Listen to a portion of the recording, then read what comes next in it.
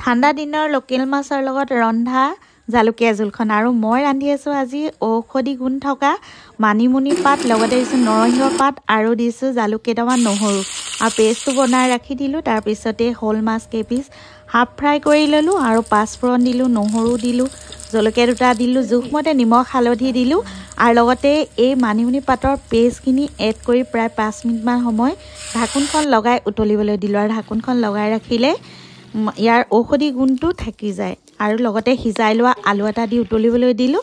শেষত ফ্ৰাই কৰি ৰখা মাছখিনি দি উতলিবলৈ দিলোঁ প্ৰায় 10 পৰা 15 মিনিট আৰু বাৰীৰ পৰা ছিঙি অনা পিঁয়াজ পাত ধনিয়া পাতখিনি এড কৰিলোঁ আৰু এখন পিটিকা বনালোঁ।